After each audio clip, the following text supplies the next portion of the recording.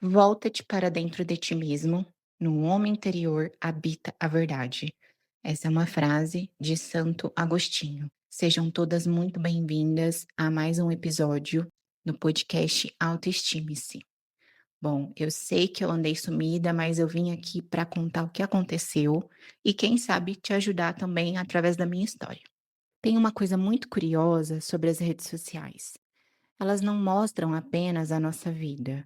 Elas começam aos poucos a moldar a forma como a gente vive. Eu percebi isso quando eu resolvi sair do Instagram.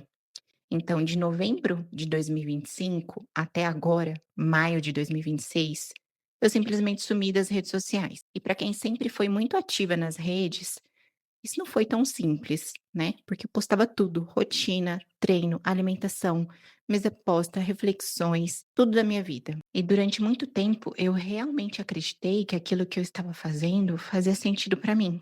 Até que eu comecei a me perceber cansada. E não cansada de trabalhar, mas cansada de me assistir vivendo. E essa foi uma sensação super estranha, porque eu comecei a me questionar sobre coisas muito simples.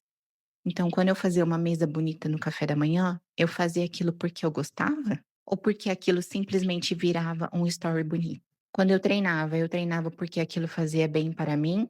Ou porque eu precisava mostrar constância? Quando eu organizava a casa, era presença ou performance? E eu acho que essa é uma pergunta importante.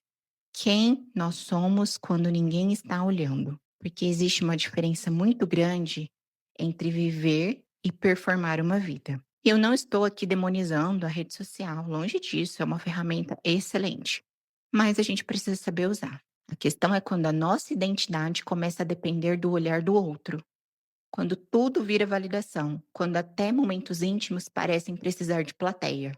E foi só quando eu saí desse barulho que eu consegui me ouvir de novo. E curiosamente, foi exatamente nesse período que eu engravidei do meu segundo filho.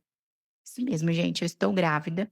Um menininho, nome Davi Lucas. Eu estava tentando há muito tempo, inclusive há mais ou menos 2 anos atrás, eu tive uma perda gestacional e isso me deixou muito mal.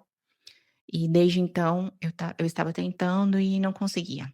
E aí bastou desacelerar, eu diminuí a minha ansiedade, diminuí a cobrança, diminuí os excessos que o meu corpo respondeu. E talvez essa tenha sido uma das maiores lições que eu vivi nos últimos tempos.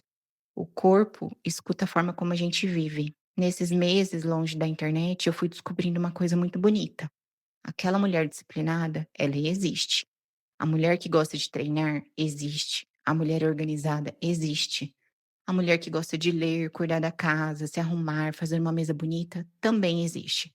Mas agora, sem plateia, sem câmera, sem postagem, sem aprovação imediata.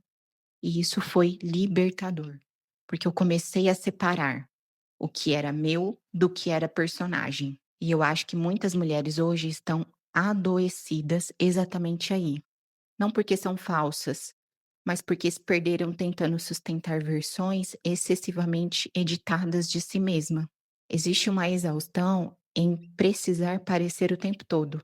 Isso vai desconectando a mulher dela mesma, da presença, do silêncio, da autenticidade. E essa semana eu encontrei uma pessoa na rua, a Jajá. Eu espero que ela esteja ouvindo esse podcast, a chefe Jajá aqui de Lavras. E ela me disse uma coisa que me marcou muito. Isso ficou martelando na minha cabeça, porque talvez fosse até uma resposta que eu estivesse pedindo. Ela falou assim: Fernanda, tem um episódio seu que virou uma chave na minha vida. Eu nem lembrava exatamente do que ela estava falando, o que eu tinha falado, qual o episódio que era, porque eu já gravei tantos vídeos e alguns podcasts aqui que a gente acaba se perdendo, né?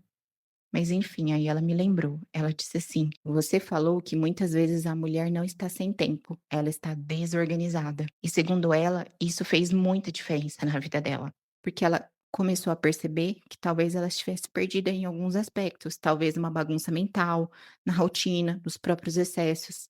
E o que eu achei mais interessante, gente, que isso não foi uma frase motivacional. Não foi uma frase bonitinha que eu disse. Isso foi clareza. Porque, na minha opinião, o que muda a vida da gente não é um acolhimento excessivo, é a gente ter lucidez. É alguém dizer: você precisa olhar para a sua vida com honestidade.